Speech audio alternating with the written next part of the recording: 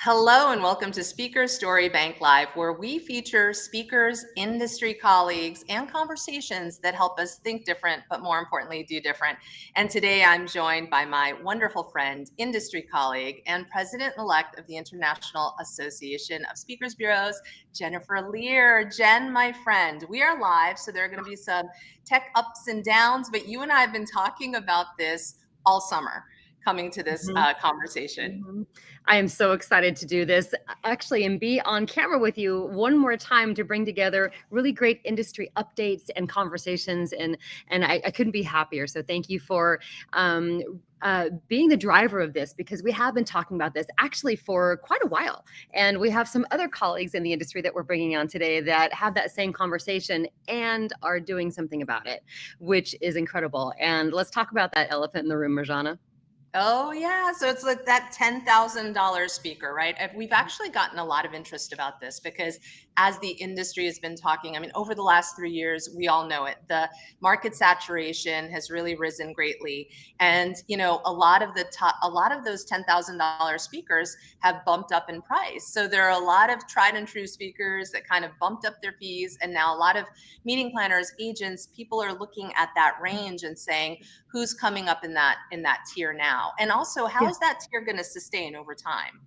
Yeah, and what we're hearing now is, I mean, a lot of people have been able to increase their budgets. I've worked with clients over the past 10 years, and maybe we started out at one budget and they've increased it over the years as they've seen value. But then also, I have clients who are still in that $10,000 range. Not that they're not seeing the value, they just don't have the budget. So, they're still wanting those great $10,000 speakers that I was giving them 10 years ago that are now maybe in that 20, 25, $30,000 range because they've grown with their, marketing, their content, now they have their authors, they're deeper in their research and their science, and so it's just the evolution of the industry and evolution of life. But here we are still with my clients that need those really solid 10,000 and under speakers, and there are some great people out there. So I think we're here to uncover that and show people and have that discussion and also feature a few great speakers. And I also, there are misconceptions in the industry by a lot of speakers think that, oh, there are a lot of top tier agents and big agencies that won't sell the $10,000 speaker, but Mhm. that's not true. I mean, you definitely have agents that focus at different tier levels, but I can assure you all there are plenty of great agents who are still looking at those Yeah. speakers at that price point. So I think that's Yes. really Now big. there, and for clarity, there are some companies and there are some people who won't deal with $10,000 and under. But usually they'll get their junior agents coming in and working with those clients and those speakers. And so there is a little bit of truth to that because that's the honest truth. But there are a lot of people who do, and quite honestly, I started my business with that. So that's something that I was able to start with and grow and build. So this is out there, and I still work with my 10,000 and under clients. So they're people that I love and who deserve great speakers and great content just as much as everybody else does. So Yeah. I also want to level set just context wise in the industry right now. Again, the mm, market saturation, we have a lot of new voices coming in. And I want to say, I, for one, personally love it because we're living in a time in the world, right, where there is so much disruption, there is so much uncertainty that we need like more hands on deck, more voices. And yes, they have to be the right voices. Yes, they have to have the right assets. But I mhm. just want to say that with a little bit of encouragement that I think there really is opportunity for these speakers who are true practitioners of what they speak of, or people that have had those stories or things happen to them, but then they find the right way to address that, right? How do you feel about that in terms of the market saturation? Absolutely. And also, well, first of all, I think that it's more available for people. Like they see it, they have this great content. And we always say that speaking finds you, right? If you're great at what you do, you're a thought leader, you're an industry expert, something along those lines, people want to hear what you have to say. Whether it's in a skill set and or in a mindset, right? So in either one of those areas. And we also have clients that are having speakers for the first time. So I mean, there are a lot of conferences out there with people that don't have outside speakers, but they're seeing the value in it. So we do need all of those up and comers. There is, I mean, I don't remember the current stats, but even in Las Vegas, it was something like, there were 8,000 meetings, a week that was happening here. Not all of them were conferences and not all of them were big, but there's so many meetings, and that's just in Las Vegas, and think about the multiples in the cities around the country and then around the world. So Right. there's a lot of availability. It's really about getting out there and getting your materials out there, connecting, making the calls, being forward in getting yourself known and getting yourself connected. Yeah, absolutely. Well, we're going to bring in our first guest in just a second, but just a little bit of housekeeping here. One, Jen, we were running a contest. So if you are joining us live and you are a $10,000 speaker, drop your elevator pitch in the comments. You still have time to grab Jan Madura's attention. Jan is on the Speaker Story Bank team. She is amazing. She is up on the headlines and up on the industry, and she knows what people are looking at. And so there are a couple of people that have already grabbed her attention, Jen. We have some people sort of in the wings that we're going to bring into this conversation, but you still have time. So I want to say that. I also want to thank Rig Productions and our producer, Brian, who is going to be the voice of God, Brian, for anything that we need and for slowing down here. So Jen, I think we want to bring in our dear friend, Danielle Sweeney. Let's bring you into frame, Danielle, because we are so excited to have you here. I mean, Danielle, I think you came into the industry about 5 years ago from a completely different sector. You're an artist, you're a calligrapher, you had a vision, and at the Sweeney Agency, you really helped them rise in terms of marketing and the way you were marketing speakers. And now you have your own management company that you just started, Keynote Collective, and you have a Right. program platform that you are building for 10K speakers. So welcome, Danielle. You have a lot to share with us. Oh, thank you so much. I couldn't be more excited about this conversation. I think as I have seen, well, it's been almost 6 years, which is saying something, but as I've seen the industry evolve, what I have noticed in speaking to clients and speaking to meeting planners, event planners, is that budgets are flatlining, going down, and costs are going up. So while there are so many amazing speakers out there, there are a lot of meeting planners and event planners who simply don't have the budgets that they used to spend on these sorts of things. So there is definitely a gap in terms of who is out there and what's available. I mean, to your point, what you were talking about earlier, is these great $10,000 speakers who now, because they have so much more experience, are going up as they should. They've really improved. They're in demand. Unfortunately, we just don't have the same sort of market. We don't have the same pool of speakers to choose from at the $10,000 range. And I really wanted to start looking at that so that we can serve our industry a little bit better. Absolutely. I mean, so tell us a little bit about how you would source $10,000 speakers if you would be sourcing them. I mean, give us a little bit of that context from your perspective of what you've done over the years. And then again, why it was the catalyst for you wanting to create this platform now for the 10K speaker. I think the thing was that it was really, really hard. And you were talking about this a little bit more, but visibility is a problem for a lot of speakers under 10,000. It's really easy with the tools that are out there right now to make yourself look like, I mean, I could make myself look like a phenomenal keynote speaker, and I'm very happy sitting behind the computer, not on the stage. So the tools are out there to help people look a certain way, but if they haven't done the reps, if they don't have the experience, then they're not going to be serving their clients in the way that we as bureau agents, as managers, as event planners, maybe want the keynote speakers to be showing up. So with that level of professionalism, with that level of experience, with that level of, oh my gosh, everything's gone completely wrong, my confidence monitor's gone, the countdown time, and to be able to kind of be on that. So what we were finding is that we were getting people up, looking to work with us at the Sweeney Agency, and maybe they didn't have the experience to back up the fees that they were charging. So it just got me thinking about how we can start to really, from within the industry, from those of us who know from this wide experience, how we can help people level up in terms of speaking and also support our clients. So that's what my new platform, which is soon to be, this is the first time I'm talking about it, it's very exciting. Keynote Direct, this is what it's all about. It's helping, consider it a farm team for the speaking and events industry. So people starting out from the $1,000 to $10,000 range, vetted speakers who know what they're doing, who are learning what they're doing, and we help them learn what to do and help meeting planners find them.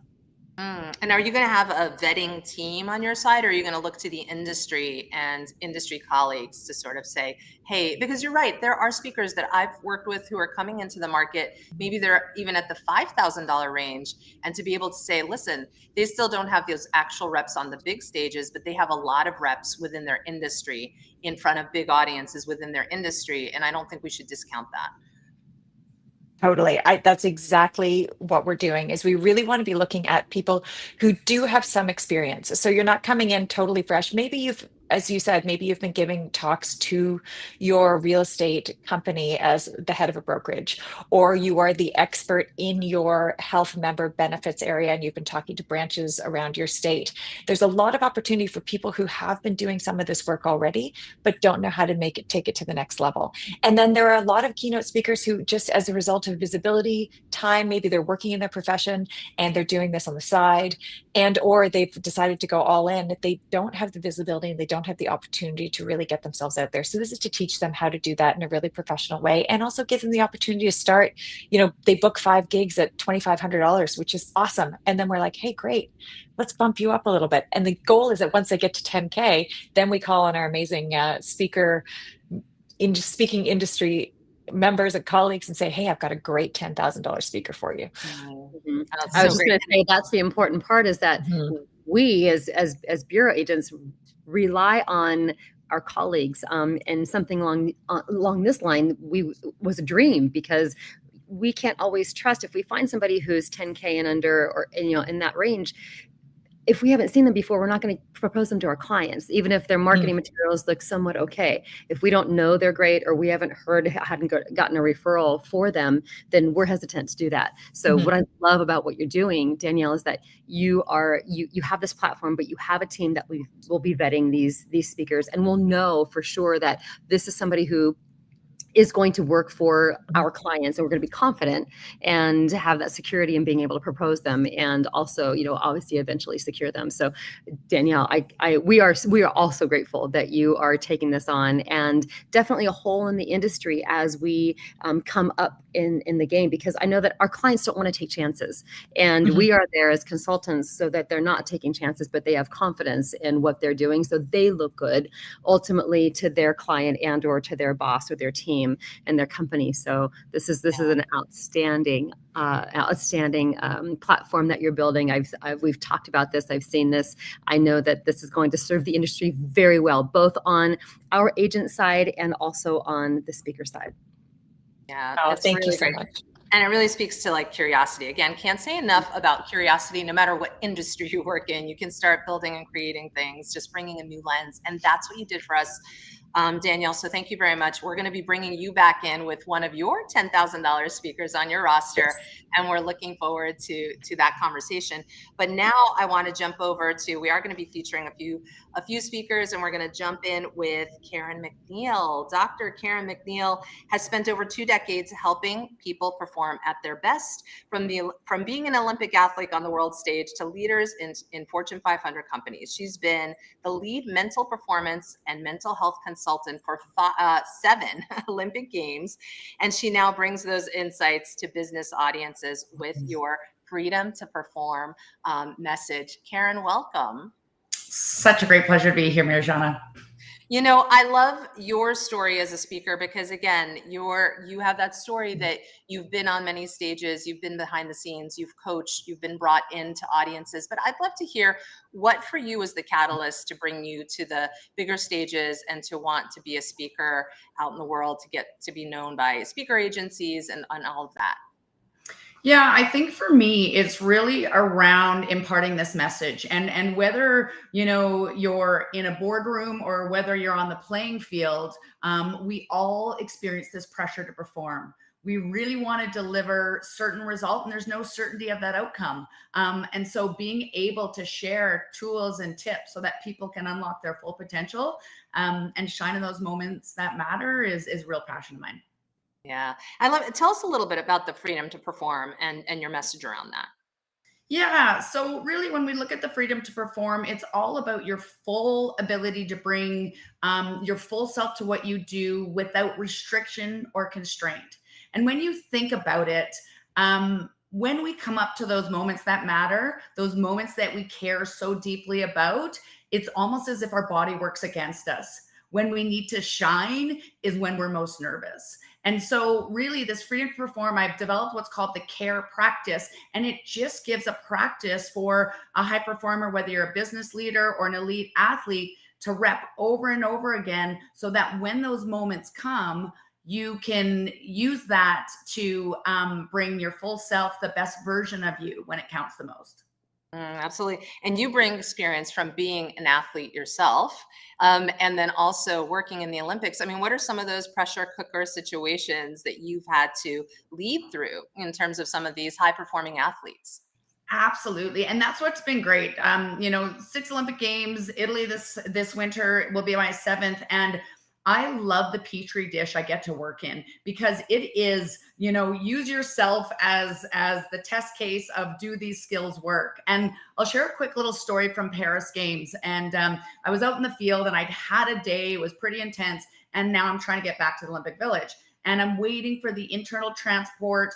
And it's about 45 minutes. And then I realize it's the day of the road race. So I had to pivot and find another way. So I go on the Google and I find I have to take a tram and then I have to take one of those bikes. And then I finally get to the metro. So then I'm like, get in this metro and there's this little seat. I'm like, take a breath. And then this pigeon comes in. And so the pigeon's on the metro. This transient guy goes to squeeze the pigeon because he's going to save the day. It goes flying everywhere. You have people screaming. You have people running. And you have a few people that are just calm and poised. And so I think it's a really good metaphor for our leaders, for our athletes. Have we ever expected anything unexpected happen to you? Have you ever been in a situation that is uncertain? But what happens is, do you go to get control and squeeze that pigeon? Do you react or do you respond with poise and with calm? And so using this CARE practice, which is really about getting clear of who you are at your best, aware of what are those fears and worries that hold you back, ready, skilling up with the tools so you can withstand that pressure, and then your ability to execute by being where your feet are, going with what is versus how you want it to be. So in those moments, I get to rep this practice daily on myself, let alone the Olympians. I love that. Well, I want to make sure we may have time for everybody in this round, but last question to you is there anything that has been truly challenging for you as a speaker right now? I think what Danielle was saying earlier is it's really around have a lot of messages to share, have great content. How do you get yourself out there? And in a saturated market, how do you differentiate? Social media isn't my favorite. No, as you know, trying to get me to do all the things, but that's like, you just need to learn not how to put yourself out there and get connected with the right people. So people like yourself, people like Danielle, like Jen, it's great to have those partners to be able to do some matchmaking so you can get the speakers out into the right audiences. Absolutely. Well, thank you for that. And it's a beautiful segue. You didn't know it, but it's a beautiful segue to Agent Drew Sullivan from APB Speakers. Thank you, Karen. Drew and Jennifer Lier, let's come back together for a conversation here. Drew, it's so exciting to have you here, my friend. I mean, we're really looking forward to hearing your thoughts on this. You've been a veteran agent in the industry, 10 years strong. You could tell us about the sectors you work in specifically, and then let's have a broad conversation here about the 10K speaker. Awesome. Well, thank you so much for having me. And, I work in the college space and education space overall. And so, I really get to work with people that are creating impact. And it's not just visible in the moment, it's fueled daily on these campuses. They're eager to learn, they're environments for learning. And then they're also places for a lot of free speech, a lot of diversification of ideas. Obviously, that's been a little bit different these days. And I think that every campus is grappling with that a little bit differently. But overall, I get to work with passionate people. And it's not just students, it's faculty, staff, community members, people in their foundation and advancement office. and basically help them with voices that are going to support the programs they're doing every day. And then the budgets I work with, they tend to fall into 3 categories. So it ends up being student-facing budgets that are more around student fees, and that young people are planning those programs through student leadership opportunities. And then there's also the department and academic center budgets that are more around kind of university funds and university budgets. And then lastly would be the foundation and advancement side of things, which has the higher price dollars and the bigger events on campus. So yeah, it's a pretty nice diversification of grouping. And then, the variety about that gets to kind of mean that I get to do the $5,000 to $10,000 speaker for some of those lower groups, but then also all the way up to those 6-figure budgets for the higher dollar people. How have you seen the space for yourself then in terms of that 10K speakers? Do you have a robust roster? Or are you still looking? How's the saturated market serving you? So I think the college market's a little different when it comes to fees, right? Name recognition really drives that fee. So instead, unlike the corporate market where you can be doing this for years and you can build that traction and you can gain momentum and you can get that ancillary business, it's a little bit different on the college side. You can walk in with name recognition or be a part of a big current event that brings you into this world, and you can start on a fee that a lot of professional speakers on the corporate side work for years on. And so I think it really depends on the type of speaker that you are, right? I think that if you're more in that current news landscape, or if you're a celebrity or an athlete, obviously your name recognition is going to dictate your fee. But in the real content areas of what campuses are looking for, there's plenty, I think, in that 10K range. And then also on the academic side, many academics honestly just don't see the same commercial value that other speakers do. And so they usually walk into these settings with fees that are also not really the most equitable for them and really showing their value. But I also think that we tend to see a lot more on the campus side, right? With so much happening in the world, these campuses are all dealing with different budget levels, different budgets than they had 5 years ago, different budgets than they'll have 5 years from now. And so the reality is that there's also a lot of flexibility that I think plays into it. And the really unique opportunity for speakers in the college space is that it's an opportunity for you to also have a non-corporate fee, right? It's also an opportunity to not compromise that corporate fee because you are working in a different landscape in a different setting. Well, Drew, I have a few questions for you. A couple really quick is that I know several speakers that are, in the 20, 30K range and they're in the corporate market, and they started off in the college market actually. And so I've seen people, really cut their teeth with their material and their content and what they're doing. And then they're able to, and they get called out, and so then they slowly are getting called and getting traction in the corporate side. But in the college market, what are you seeing as far as content? What are they asking for? What are they needing? What are you seeing as trends? Yeah, I mean, I think it goes back to that idea of name recognition and also the type of buyer on campus. I think that when it comes to, trends and what buyers are looking for, it's definitely less tactical and more about the experience. So I think the given is that it has to have a level of inspiration, storytelling. It has to obviously share that story. But some of the particulars that the corporate market requires, our market really doesn't fully need or ask for. So key takeaways and strong video and different pieces of the puzzle that are needed to land on those bigger corporate stages, we don't really need them as much. So I think overall, it comes down to kind of 3 real key factors for me, or from what I'm seeing buyers. And it's first is the opportunity, as I said, to support and inspire their audiences. So it's really like, what are you bringing to the table and how does that lean into what they're looking for? But then also being straightforward and not having hiccups with what you're agreeing to. I think everyone knows that colleges kind of have a tendency to ask you to, visit a class and go do this and go do that. I tend to say, they basically ask you to spend the whole day with them and then they send you home, with a turkey sandwich and a thank you card.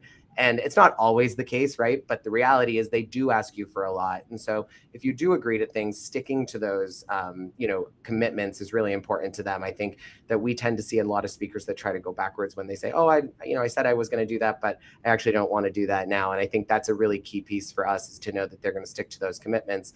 And then the last piece is flexibility, right? I think that, as I said before, the education space offers a unique opportunity. The same way that you said many speakers start in the college space and then move on to the corporate space, there's just as many speakers that start in the corporate space and then they kind of skip that college space. And I think it's okay to go backwards a little bit and say, you know what, this is high impact potential, and I'm going to put together, an opportunity for this group because it's different than that corporate group that's going to lean into a more flexible fee. I love that. I love that. And I know we need to get going on to the next segment, but one last quick question, because I think people don't understand the college market. But one thing I've seen is that you have different departments in the college market, right? So you'll have that psychology department, you'll have other initiatives with on campus with groups of students and things so there's multiple opportunities within a university or college that bring on that hire speakers. Is that true? Yeah, absolutely. So I think, what I say to people all the time when someone says, oh, can I do college work? I always say every speaker can do college work. Yeah. The idea is who's asking you to come to the campus, which area of campus is asking you, because then that also determines how much you might get paid and what resources they have, right? And so I think that the reality is that we work across all areas of college campuses, and depending on the type of event that they're planning, the type of speaker they're looking for, and where that, the central piece of the planning team is located, that really determines the resources that are associated with it. And so I think that can become one of the nicer parts of our market, is that there's ways in which you can build co-sponsorship, and there's ways in which you can look to help with funding across different areas of campus, and helping not just build that fee and getting that date on the books, but also helping the campus work together to bring you to campus to have a better program. But then on the flip side, there's also this idea where there's opportunities, I think, for all speakers out there. But again, it really plays into what you talk about that determines who's interested in you, and then that determines where there's funds. Thank you so much. Yeah, thank you so much, Drew. Last really quick thing, just speaking to Karen's point though, if people are trying to get your attention, Drew, busy agent in this saturated market, what tip do you have for them? Yeah, I think that understanding what colleges and education groups in general are going through right now, so being just culturally aware of what's happening, I think is probably the number one thing right now. I've had so many folks reach out to me, people that are like, I talk about DEI. Well, sorry, please watch the news a little bit. It's a tough pill to swallow right now. It's a tough conversation to have. And I think just being aware of what the general education and hurdles are right now, those directly impacting us, and they're the same types of issues that we're having. So just being, understanding what is happening right now, understanding what goals colleges and universities have and what they're up against, and then knowing that, you do owe them a little bit of fitting into what they're going through. That for us, I think, is right now where we're having some of the best relationships kind of form and happen, but also where some of the bigger roadblocks are happening with Thank you so much. We are going to move on, and Jen, stay with me for this with our next guest. Mark Stewart, he's a leadership speaker and an award-winning creative producer with Broadway roots. He's known for helping leaders suspend disbelief, just like the audience does when that curtain rises, and step into what's possible. Mark simplifies complexity, sparks high-trust collaboration, and shows leaders how to rewrite what's possible. Welcome, Mark. Thanks so much for having me, Mirjana. It is an absolute gift to be here with these magical humans. Oh, absolutely. Well, listen, and actually, Jen, I'd love for you to come back into frame too, if we could bring you in for all of us, because, Jen, you're a performer. So there's a lot with Mark here that you might have questions. But Mark, tell us a little bit about how you help leaders rewrite what's possible, and what was the catalyst for you bringing that message to the bigger stages? Yeah, in terms of rewriting what's possible, we come into this world thinking that everything is possible, right? And then we spend our entire lives being bombarded by stories about what's not possible, who we can and can't be, what we can and can't do, what we can or can't accomplish, right? And so the magic of theater, whether you're in a Broadway theater or a movie theater, is that when those lights come down, you sign this silent contract with the rest of the audience collectively that says, I'm going to suspend my disbelief about what is in front of me. I'm going to embrace another reality for the next 2+ hours, right? And so what happens when we take that same sense of possibility and put it back into business and leadership spaces is that all of a sudden, for a split second, everything becomes possible again, right? And so we start to ask bigger, more audacious questions about well, what if this is possible, right? And now as soon as we ask those what if questions, all of those stories come back in about, well, that's never going to work. That can't happen, right? But then using suspending disbelief in a creative manner, we flip all of the reasons that we can't do something into exactly the reasons that we can. I call them magical constraints. You take the things that are holding you back and you flip them into exactly the solution you need to push you forward. And the thing that sort of catapulted this into the leadership space was honestly magic and serendipity. I started talking about this as an executive coach, and it just started showing up saying, hey, can you come talk about that to my team, to my company, to my events? And it just has kept going, because I think if there's one thing that all of us can relate to, it's that we all walk around every day carrying stories in our heads, right? We all tell ourselves hundreds of stories every single day. And the second we start to take control of what those stories are and the words that we use within those stories, suddenly our lives start to change and our businesses. Yeah, I love that. I mean, Jen, when you think about this in terms of speakers, again, when we talk about speakers who are the true practitioners of what they speak of, I mean, Mark's Broadway roots, the time that we're living through now, people need to work within constraints. People need to suspend disbelief in a lot of ways. People need to rewrite what's possible. How are you feeling about this message? So, I mean, Mark, you're speaking my language, and it's so nice to meet you. And I can't wait to have a conversation after this with you. Coming from 25 years in entertainment, what we do is we build vision and dreams, and we make our ideas come to life fast, quickly, right? And I think we as creatives have this advantage of going, okay, what do we want to see? What is in our vision that we want to see happen? And then let's move forward towards it, because that's what we do. And I love that you just said suspending, what'd you say, suspending reality? Suspending your disbelief. Suspending your disbelief. I love that, because I think so many people are looking at the logical and strategy and vision, what they're doing within that tangible things. Where in entertainment we don't do that. We say, how can we make this happen? Everything is okay. This is what our vision is. Let's make this happen, and we go for it. And I think something that is so pivotal in how other corporations move forward is that's in the vision of their leadership. So, this is speaking my language. Mark, I'd like to hear more. I love how you said, we have constraints in show business and trying to create what we want to see, because a lot of times when we are watching a story, we're not thinking about the story behind the story, right? We see the surface of it, but there's so many constraints and so many strategic levels to it that we don't think about. But that doesn't mean we can't apply the same level of creativity and possibility to all of the things behind the scenes, and not just in show business, in our business, in our leadership, right? Every piece of your company, whether it's accounting, legal, or strategy, can have that same sense of wonder and magic that we do in theater. Yes. And with that, I want to kind of tag onto that in building business or finding these opportunities. And so kind of taking on what Mark is saying. So I want speakers to hear this and listen to this, is that, what can you do getting outside the box? Who can you talk to? Who can you start conversations with? What can you do in your imagination that if you could talk to anyone and everyone about what you do, this is how you start and get the word out there, letting people know what you do, getting connected and having those what if conversations, who could I get to? How can I get to them? And allowing that to come to you. And I think that's part of the inspiration with entertainment and creating shows and movies and spectaculars, where we're like, okay, how can I make this happen? Where can I go? Who can I talk to? How can I stir those creative juices and get that going, right? Because I think that one thing you said was pivotal, Mark, is that you were leadership coaching, and then all of a sudden people wanted you to come and speak to their companies. And that's how it happens. Speaking finds you. You're doing great work. You're talking to your clients, and they say, we want you to come in. And that's something that any speaker on the rise in that 10K and under can do, and go and talk to people, go and do things for free, go and talk to companies and say, I've got this great content. I really think it will serve you. You may not have the budget for it now, but what I'd like to do is go and present this to you. If you love it, please tell your friends, tell your colleagues, tell other people that that own businesses. Every time people ask me how to get started, that's where I start.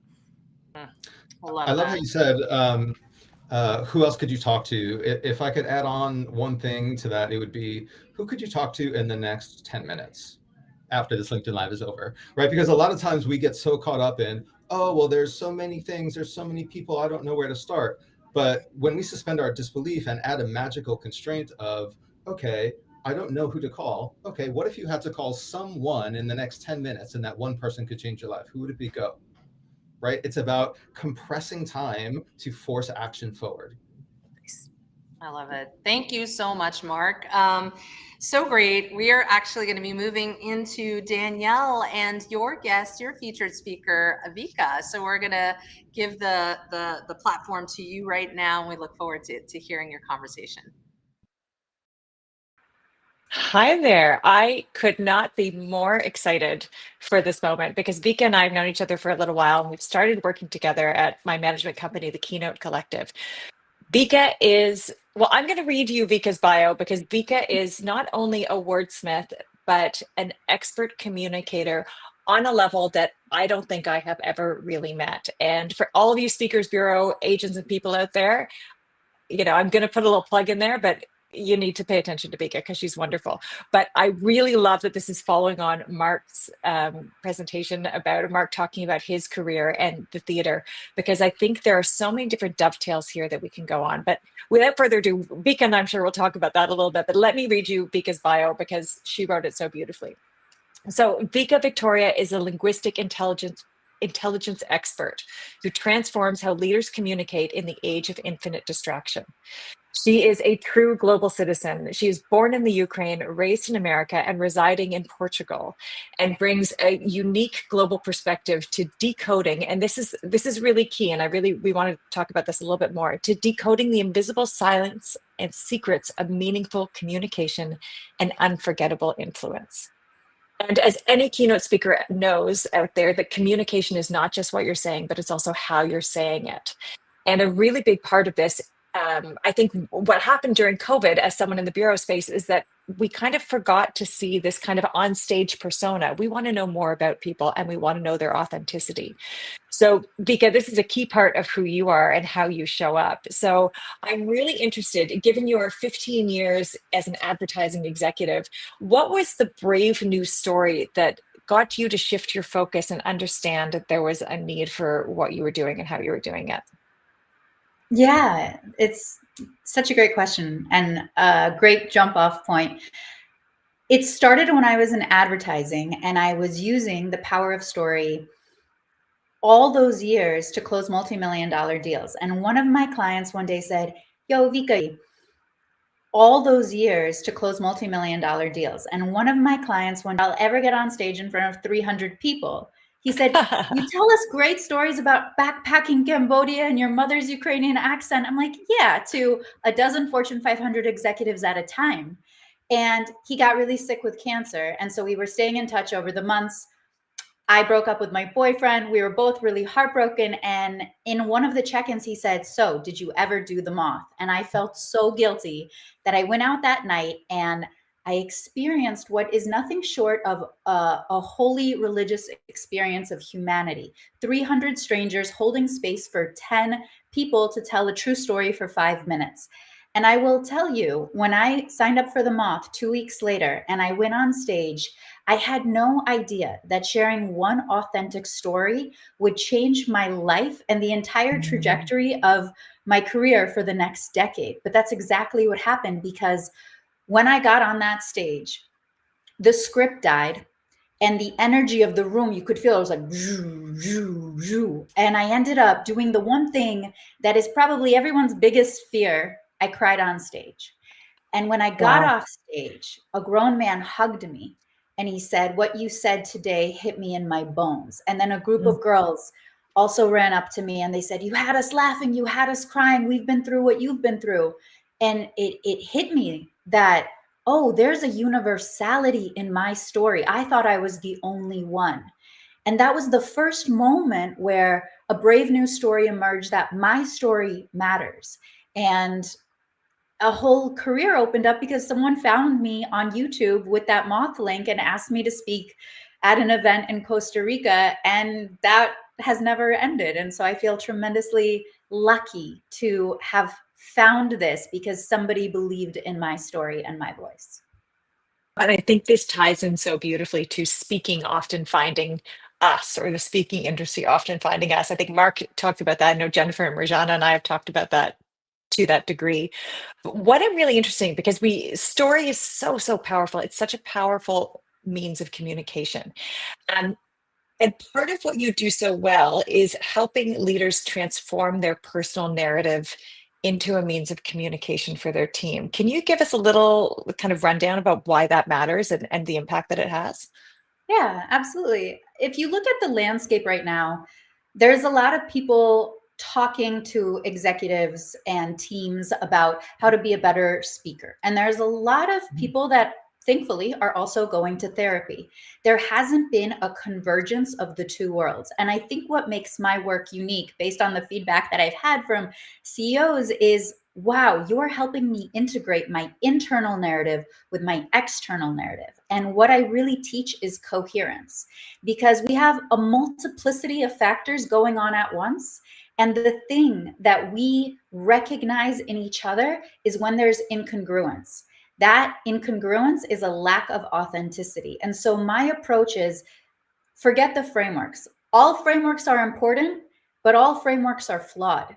So use what I teach, what's useful to you, because the most important part of the work is that you are really trusting yourself, because I'm not going to be on your shoulder to help you tell the right story at the right time to the right audience.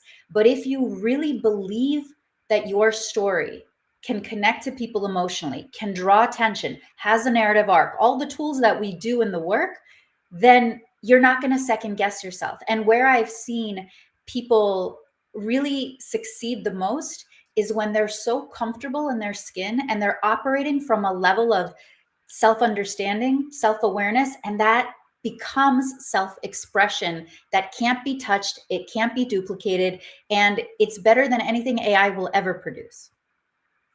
So well said, and preach for that humanity and that aspect. What you're talking about with respect to coherence is an essential part of where we've seen in the bureau space and in the management space, we've seen a shift from leadership being this top-down agenda and the things we need to do and ROI and blah, blah, blah, blah, blah. Not to say that's not important, but the connection to personal leadership is what you're talking about with that coherence and then sharing that. I think that also translates then, because we have so many speakers who are on the call right now. What is it about your success in the speaking space and that coherence that maybe you can share with someone who's coming up, who's maybe looking to level up, or is it a space where they're questioning what they're doing and how they're doing it? Yeah, what I would say is first develop your own methodology. I was working with a speaker for 6 months, and I recognized that a lot of it was Instagram bumper stickers, which is an easy trap to fall into. And she wasn't seeing her own brilliance because she wasn't recognizing the patterns. If you have worked with people for 2 years or more, then it behooves you to understand what's working, what's not, and develop your own methodology. That's the first thing, because nobody can take that away from you. The second thing is have a narrative-driven approach to your presentations. Nobody wants to be lectured at. You can get the same wisdom across through story, and it'll be saturated by the brain 22 times more effectively than statistics alone. And so I always recommend people start with story, close with story, because here's the other thing that does. It builds relatability, which engenders trust. And the most unique part about you as a speaker or you as a CEO is the treasure trove of stories that live inside of you. And because there's so many, you don't even realize that this is the exact story you've got to give to the board meeting, or this would make that keynote fly. And so I encourage people to really begin documenting their stories, finding meaning and magic in the mundane, and creating a series so that they're actually in the practice of hunting for stories. I created a story museum when I'm working with people, just to show them that Mona Lisa's got nothing on the story of the impossible that you overcame. And that's what stories do.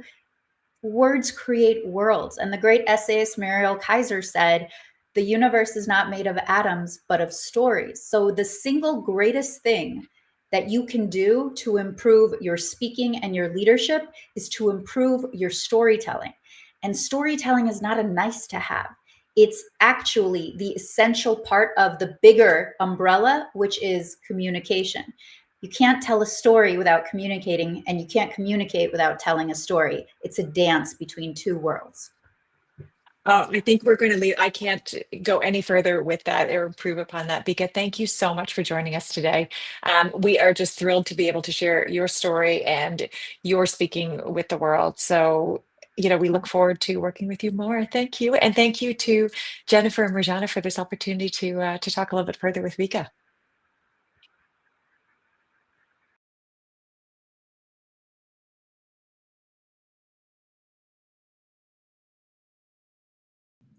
Yes, I am.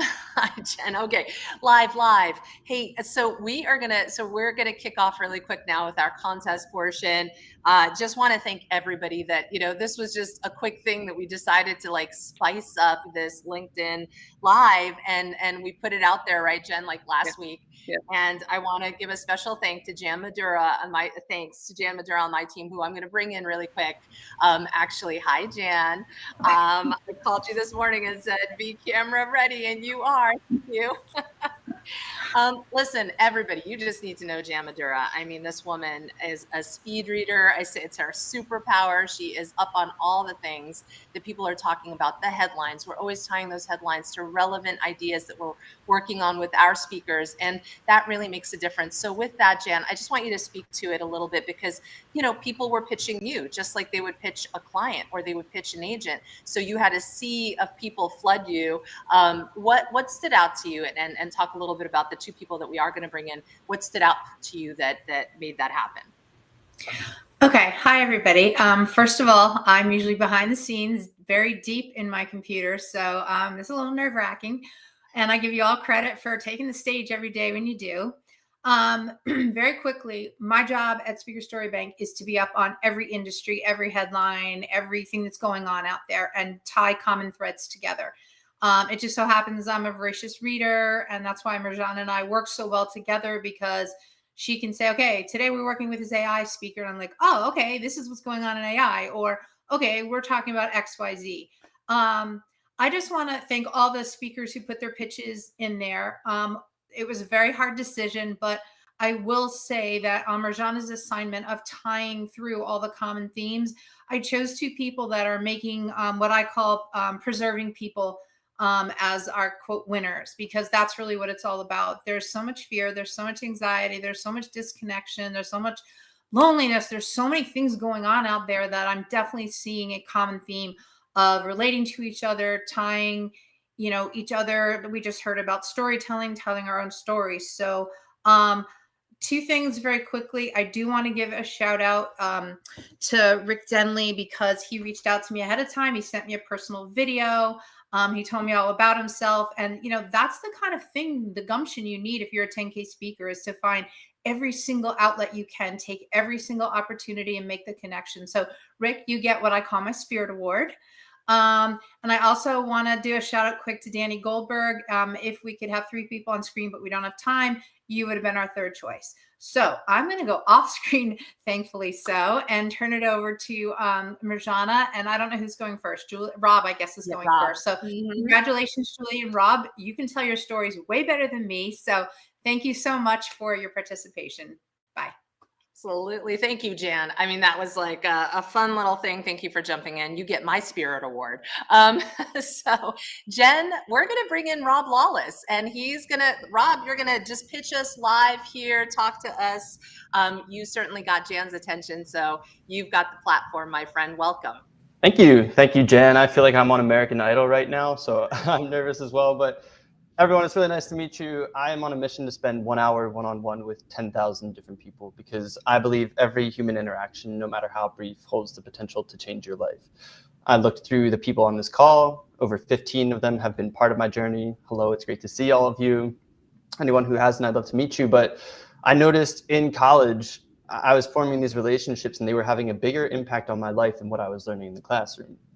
So a chance interaction holds the potential to change your life. And when I graduated and went into the real world at Deloitte Consulting, I felt like, hey, it's really hard to create authentic, genuine connections with people now. It's always networking or dating. And I think a lot of us struggle with, how do we make friends as an adult? And I decided the most logical way to solve this issue would be to spend 1 hour one-on-one with 10,000 different people. What comes of creating 10,000 chance interactions in our life? So there's no end goal with the project. The goal is to do the input 10,000 times and see what the output naturally unfolds into. And it has provided so much to my life over the last 10 years. I've met over 7,100 people from 90 different countries around the world. The apartment I'm calling in from is the result of someone that I met. The fact that I became a keynote speaker is because of someone I met, Michelle Poller. You might be familiar with her. Oh yeah, she's great. The suit that I wear on stage was made for me by someone that I met. And Wow. you know, the gratitude that I have for my life and my family is because of all these people that I've met. So I think there's so much potential that lies in our connections, just opening the door with the strangers around us. And I now help business leaders and organizations unlock that potential by forming deeper, more intentional connections with their clients and colleagues. For a quick first question I have for you, this is the kind of thing where some people might say, oh, when it starts out, does it feel gimmicky? And then it becomes so authentic, and maybe it was truly authentic right from the start. But can you speak to that a little bit? Yeah, I think it was always authentic because and people were like, oh, if you're meeting 10,000 people, does it really, like, do people just become a number? And I think there's a strength in active listening. I meet each person one-on-one for 1 hour each. And then afterwards I take a picture with them. I write a caption on what I learned from their story and I share it to Instagram. My Instagram is Rob's 10K Friends. And I think some people went into the meetings with me thinking, okay, is it a gimmick? And then they come out, especially after seeing what I've distilled of their story without taking any notes, and they are ecstatic. And I think, like, that's what we can give to our colleagues. We can give that experience to the people around us of deeply listening to them and showing them that we cared for their story. And so I love the idea of the complexity bias. You hear a lot about creating positive, created work or connected work cultures. And I think a lot of people think that complex problems need complex solutions. And I think it's as simple as opening the door with the person next to you, but being willing to do it on a monthly basis, on a habitual basis, so you don't lose that muscle of empathy. Yeah. I love that. Jen, I'm going to give you some, because I have so many questions, but Rob, I'll definitely be reaching out to you later. Sure. But Jen, what do you got? I'm curious as to the interest from clients. What are they looking for when they reach out to you? What are they wanting you to come in and help or solve? That's a great question. So I've done really well in the SHRM world. That's kind of, when I was getting into speaking, I thought, okay, where does my message apply? Human resources, that sounds good. So I've done a lot of human resources talks. I've done talks where their annual company event is building connections. Drew, the student orientation place is a place that I find myself succeeding in. I've done a lot of sales kickoffs because it's all about building rapport with your clients. And yeah, I think those are the main ones, but people who just want to create connected cultures. And then also my highest compliment is when I get to kick off a conference at an association or a corporate event, and I get the feedback that there's been an uptick in networking rather than years past, because in my keynote with people, I go through what I call the friend framework. It's a framework where they can dive into deeper levels of each other's stories outside of their work roles and responsibilities. And I actually have them pair off one-on-one a handful of different times during my talk to chat with each other. And you start to hear from people, I worked alongside this person for 20 years and I never knew this about their childhood. And that's what we want to get to form those deeper levels of connection.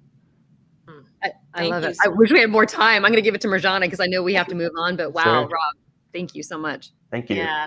Thank you so much. We will definitely be following up with a lot of people from this. But Julie Brown, we want to bring you in right now to this conversation. And I have to say, Julie, you and I know each other from Impact 11. We met, but I didn't know you were being selected for this when Jan gave me her list. And I saw you on the list. I was just like, oh my gosh. And I will let you take the floor here and explain your world, and then I'll kind of share what I think is great about what you bring to this and what a lot of speakers out there right now are doing. Oh, we're on mute. I think you're still on. Is it? And I know we brought you in live, so maybe this, Brian, my Voice of God producer, do you think there's something? Can you hear me now? Oh, we hear you now. There you go. Sorry. I'm going to piggyback on Rob a little because I talk about networking. Networking is the only thing I want to talk about besides true crime 100% of the time. My catalyst for talking about networking is I watch so many people treat it like a dental appointment, like painful, best avoided. I knew it didn't have to be that way. Connection is a thing that makes work better. It makes careers better, frankly, life better. And I teach people how to do it and actually enjoy it. And some of the things that people don't understand is, especially for women, one of the single biggest limiting factors for women in business is lack of a network. So I teach a lot of women how to build a network, how to ask for what they need from that network. Networking, connection makes us feel less alone. Every single person, the best people in my life, I've all met after I said, "Hi, my name is Julie." And I'm talking about my husband, my best friend, my mentors, clients, every single person that is still part of my life came after that sentence. So if I can just teach people how to say that sentence and feel comfortable doing it. I do a lot of college and university lecturing. This is a skill that should be taught at the college and university level. The Wall Street Journal 2 years ago put out an article called The Future of Work and the 5 skills that people are going to need the most. It was entrepreneurship in the metaverse, ethics and AI, networking, planning for disasters, and personal branding. And if you look at the top keynote topics right now, everybody wants to talk about AI, but sitting right under AI is networking, and nobody's teaching it. And it is such a game changer. When we look at the studies and relative performance and people who have networks versus people who don't have networks, it's just a given. 60% of conference attendees say they attend conferences solely for networking, and we're not teaching them how to network at conferences. It's my thing. I'm so excited. I love it. It's all I want to talk about. And Julie, and the thing is, you started networking in an all male, more dominated field in construction. You just give a little, that's what I found, what I loved about your story so much. Share a little bit about that. So I spent 17 years in architecture and construction, and I worked my way up. I literally started as an assistant. And when I left 17 years later, I was one of the highest producing and highest paid business developers in construction in Boston, which is a very competitive industry. And I gotta be honest, I don't know how to build a building. I don't know how to do any of that. Like, what I knew was how to get people to be invested in my success. What I knew was how to figure out their pain points and how to be the person that they came to for information. I left at the top of my game in the construction industry to teach people how to do what I did. I don't want to say especially women in male-dominated areas, but I do have a soft spot for women in male-dominated industries. Yeah, again, so many questions. Jen, do you have, I want to give you the floor here before we move on to our closing wrap up, but what do you have?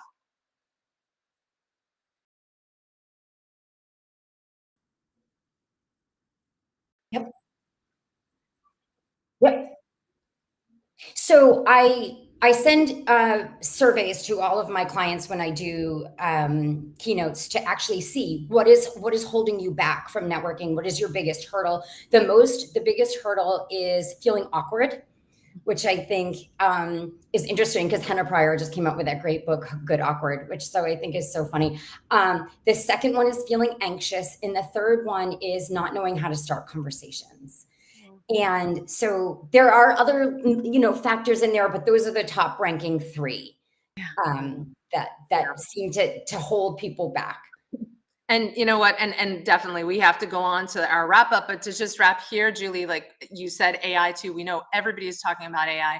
It's going to be the conversations that we create between each other that is going to help us elevate through that next phase of life and world and whatever we're going to be living in through this technology. But it's going to come down to the conversations we have. So thank you for the work you're doing in that space. Thanks for highlighting me. Thank you so much, Jan. Okay. All right. Thank you, everyone. And let's bring in Danielle and Drew for our wrap up round robin with our colleagues here. I think Brian, right? We have a 4-shot potentially there we go. Thank you, Brian. Again, thank you, Rig Productions. Brian, you're an amazing producer. Thank you for everyone who joined us here. You're incredible. And, let's do a quick round robin. Drew, I'm going to start with you. What came up for you in this last hour? Yeah, I think one thing for me that came up was just this idea of just really everyone kind of coming together and leaning in on each other on the things that we know and that we don't know, right? I think that one of the biggest pieces of kind of this big speaking industry puzzle that we all navigate daily is this idea that we all are stronger together. And I know there's a number of groups that have been out there and that have done some great work that have shared this, but the opportunity to learn from everyone on this call, but to also provide insights in my area that might not be as familiar with some of the different work that people do on the daily, really was what stood out the most to me. And I really valued it. And I hope everyone else did too. Well, thank you so much. And thank you for your insights. We'll definitely be doing having more conversations with you too. Danielle, how about for you?